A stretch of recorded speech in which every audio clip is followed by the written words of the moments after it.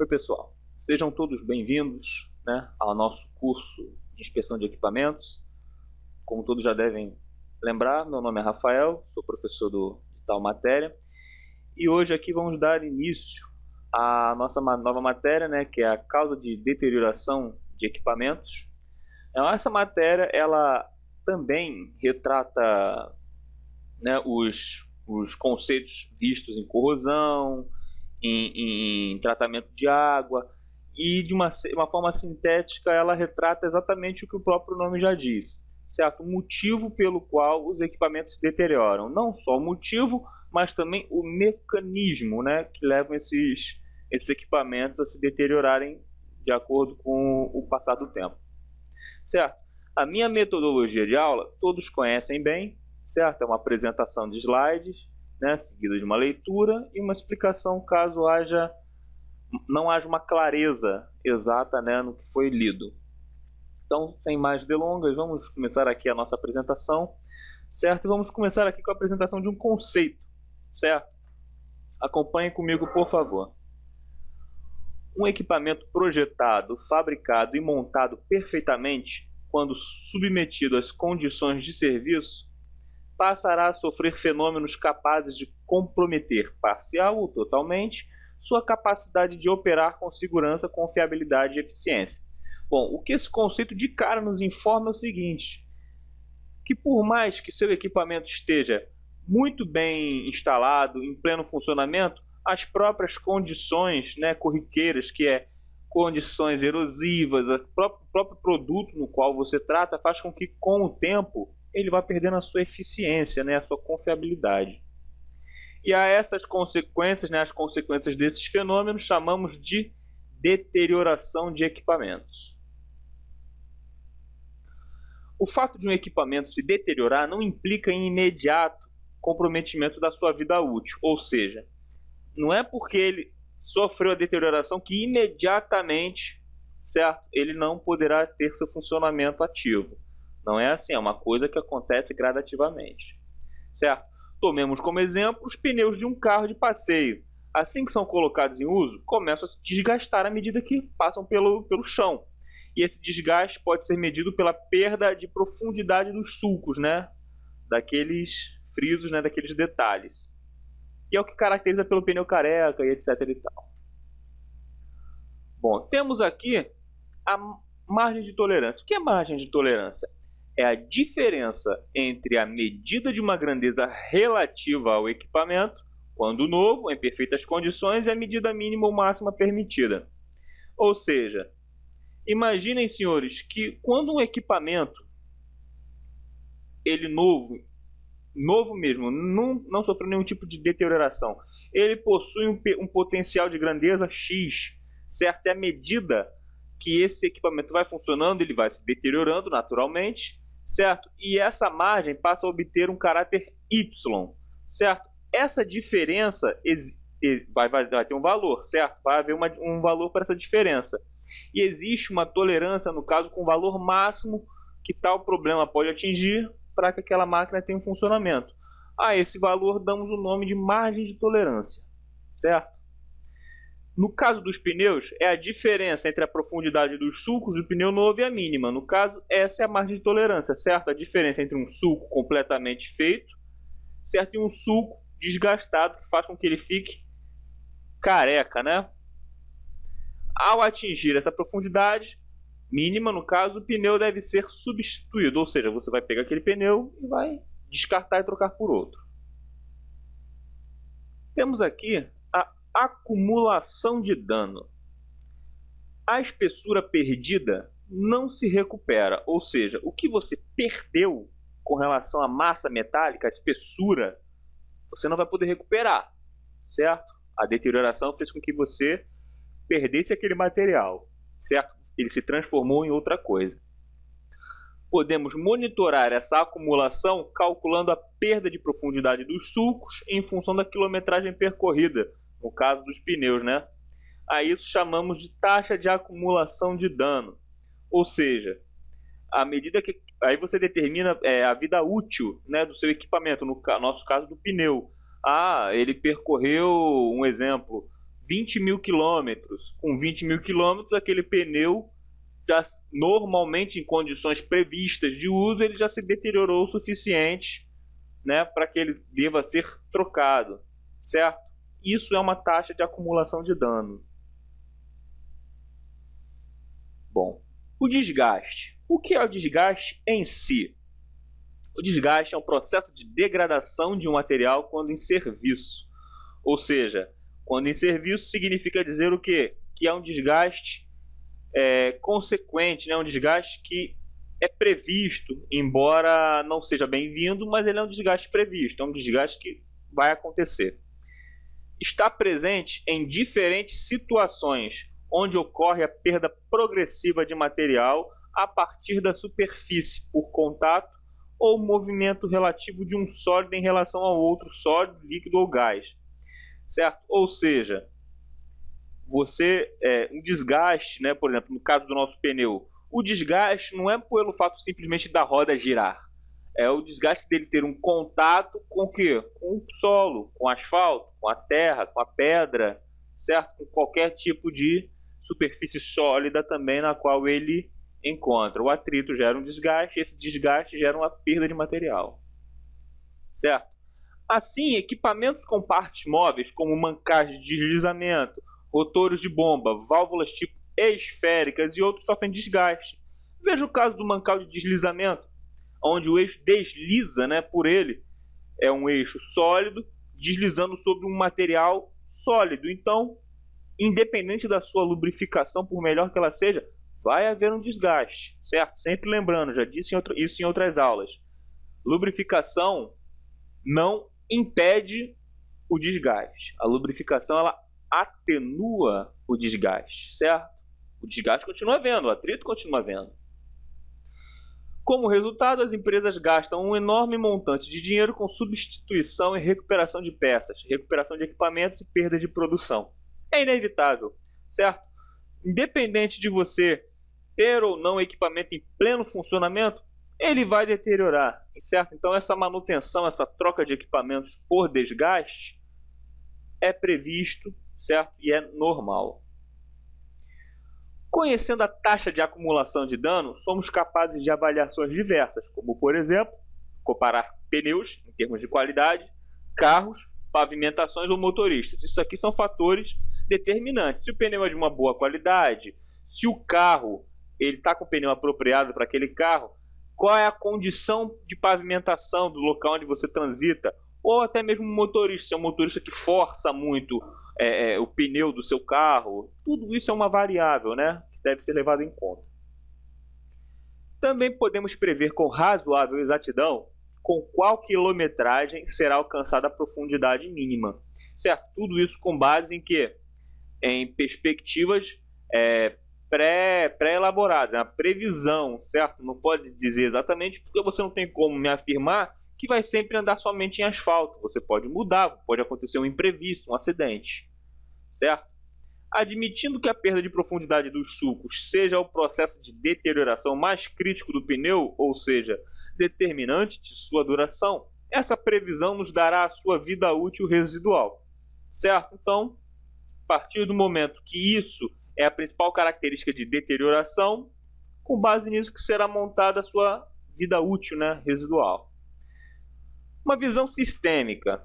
Pouco adiantará um cuidado extremo com os pneus se forem negligenciados os freios ou a suspensão, ou seja, de nada adianta se você só andar naquele tapete, né, naquele asfalto mais liso possível, certo? Você evitar estradas de terra, estrada de chão batido, no caso, né, de pedras, que é o paralelepípedo. De nada vai adiantar se você der freadas bruscas que vão fazer a sua roda travar e vão, né, arrastar, vão esfregar o pneu no chão, isso desgasta. Então é necessário que tenha uma visão sistêmica, que pense fora da caixa. Conhecendo a taxa de acumulação de dano, somos capazes de avaliar a provável vida útil do equipamento em questão. Em se tratando de desgaste, é possível que na maioria das vezes determinar o melhor momento para intervir no equipamento, certo? Então, qual é a função da taxa de acumulação de dano? Exatamente essa, você ter uma previsão de quando mais ou menos, né, você vai ter que efetuar uma troca, no caso a troca do seu pneu, certo? Você tendo isso em vista, quando estiver chegando a época, já vai ser um momento em que você vai estar mais atento a esse equipamento, certo? Para que você possa trocá-lo no momento certo e não passar da hora. Outra visão sistêmica. É óbvio que interferências operacionais, anomalias e incidentes podem alterar a vida útil e afetar o plano de manutenção traçado previamente. Como eu estou dizendo aqui desde o início da gravação. Senhores, tudo isso é com base em planos pré-estabelecidos, certo? Tudo isso pode mudar, tudo pode acontecer. Por exemplo, você freia direitinho, você não anda em asfalto batido, você não anda em solo acidentado, mas sem querer o seu pneu furou. Pronto, acabou a vida útil do seu pneu. Você vai ter que levar um borracheiro, vai ter que trocar o pneu, certo? Então tudo isso é possível, certo? É fundamental adequar o plano de manutenção em conformidade com as expectativas de produção, bem como integrar a frequência de paradas para otimizar as intervenções em equipamentos interdependentes. Às vezes é necessário trocar componentes um pouco antes do prazo ideal em função de uma parada geral ou conjunta. Legal, significa dizer o quê? Vamos supor, né, que o seu carro você troca o pneu a cada 25 mil quilômetros. Um exemplo. Certo? Você está com 20 mil quilômetros rodados, faltam 5 mil para você trocar o seu pneu. Sendo que você fez uma parada para fazer um check-up geral no seu carro. Afinal de contas, seu carro não é composto só por pneu. Certo? Você foi trocar correia, trocar juntas, trocar polias e fez uma parada. Já que o seu carro está em manutenção, em parada de manutenção, o que você faz? Você já troca logo o seu pneu. Entendeu? Não é necessário que você viva os 25 mil quilômetros, né, de vida útil do seu pneu para que você troque. Você pode trocar ele antes, certo? E é isso que esse parágrafo quis dizer. Bom, o trabalho de controle de deterioração compreende um fluxo de tarefas que se retroalimenta ao longo de toda a vida em serviço do equipamento, unidade ou complexo industrial, certo? Então, o que significa isso? Fluxo de tarefas que se retroalimenta ao longo de toda uma vida. É uma cadeia, é um ciclo de serviços, né, que vão fazendo com que esse equipamento, ao longo do tempo, vá se deteriorando, certo? De uma forma até prevista pela engenharia. Mesmo após a desativação, pode haver interesse ou a necessidade de prosseguir algum estudo, certo? Então, porque afinal de contas a deterioração não acaba somente com a substituição, certo? Ele continua. O processo é desencadeado por um evento gerador, que pode ser uma programação quando se tratar de uma inspeção prevista e planejada, ou um fato relevante quando extraordinária, certo? Pode ser uma programação, uma parada programada, ou, né, uma inspeção prevista ou planejada no caso de um fato relevante quando for uma inspeção extraordinária. A programação deve atender aos prazos legais previstos para inspeções e testes do equipamento em questão e às exigências do histórico, certo? Ela deve atender esses prazos previstos, né, pelo projeto para inspeção e os testes do equipamento em questão e principalmente as exigências do seu histórico. O que esse histórico desse equipamento diz, entendeu? Como ele se comporta, é com base nisso que você tem um levantamento exato. O fato relevante pode ser o quê? Uma falha ou uma anormalidade operacional, alguma alteração de projeto ou processo, no caso uma simples oportunidade ou até mesmo uma denúncia, certo? Em manutenções preditivas, você tem o quê? Você tem a capacidade de predizer se um equipamento está funcionando direito ou não, certo? Através de sintomas, ou no caso, se o seu equipamento apresentar um sintoma, certo? Uma falha ou uma anormalidade operacional. Então, significa dizer que ele atuaria fora da sua normalidade. Atuando fora da sua normalidade, o que acontece? Isso é o que? Um sintoma de que deve ser verificado e pode ser uma possível falha por conta da sua deterioração. Definidos os equipamentos e as datas que serão inspecionados, é elaborado o plano de inspeção, certo? Cujas principais fontes são os dados técnicos e históricos de cada equipamento. Ou seja, você tem ali no plano de inspeção exatamente o que você deve inspecionar e o que você deve trocar de acordo com a periodicidade, né? Certo? Esse plano determinará os focos da inspeção, ou seja, para você não ficar procurando chifre em cabeça de cavalo, você tem um plano de inspeção que vai diretamente aonde você deve inspecionar, né? Principalmente por conta da deterioração, os pontos exatos. Serão escolhidas as técnicas a utilizar: inspeção visual, os ENDs, né? Os ensaios destrutivos e os não destrutivos, e os testes, no caso alguns testes hidrostáticos, pneumáticos, certo? E os locais de inspeção, no caso, geralmente em juntas soldadas, conexões, regiões de incidência de fluxo, pontos baixos, etc. Regiões onde normalmente ocorre deterioração. Maiores recursos serão destinados aos equipamentos e componentes de maior risco, onde a combinação da probabilidade com a consequência de uma falha for de maior valor. Certo? Nessa combinação. O plano também indicará o tipo de inspeção necessária naquele momento. Ou seja, temos aqui um exemplo: tipo de inspeção externa. Qual é a descrição? Inspeção dos componentes visíveis com o equipamento em operação. Qual é a condição para que esse equipamento possa ser inspecionado? Equipamento em operação ou equipamento parado, tanto faz, certo? Então aqui para você inspecionar do lado da forma externa, né, do lado externo, com o equipamento em operação ou parado. Temos aqui a inspeção interna, né, a inspeção dos componentes, inspecionáveis somente com equipamento fora de operação. Como uma inspeção interna, geralmente é necessário que o seu equipamento esteja fora de operação e aberto. E dependendo do fluxo do fluido que ele trabalhar, do produto que ele trabalhar, devidamente limpo e ventilado, para que nenhum resíduo possa fazer mal à saúde do trabalhador. Tipo de inspeção geral, interna mais externa. Certo? Inspeção geral, o próprio nome já diz, você vai inspecionar por dentro e por fora. Então seria uma inspeção interna, mais externa, com o equipamento fora de operação e aberto. E por fim, uma inspeção parcial ou complementar, que é a inspeção somente de parte do equipamento, certo? E o equipamento pode estar em operação ou parada, dependendo de que parte for essa.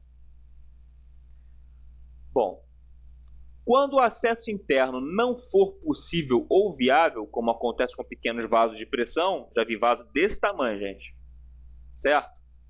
Devem ser buscadas técnicas alternativas que compensem a falta do inspetor no interior do equipamento, como, por exemplo, uma videoscopia ou um teste hidrostático, certo? A inspeção parcial geralmente acontece quando há oportunidade ou interesse de acesso a apenas uma parte do equipamento. Certo? Quando há necessidade ou interesse. No caso, uma parte somente que é interessante ser inspecionada. Vai lá e inspeciona essa parte. Para efeito de programação, a inspeção parcial não pode substituir as inspeções internas ou externas. Certo? No caso, a parcial ela não substitui essas aí. A partir daí, inicia-se a inspeção propriamente dita, que consiste de uma análise das condições físicas do equipamento, como toda inspeção que se preze. Esta produzirá recomendações para aplicação imediata ou futura. Calculada a vida útil remanescente do equipamento deve ser calculada levando em conta a taxa de acumulação de dano, ou seja, a vida útil sempre linkada à taxa de acumulação de dano.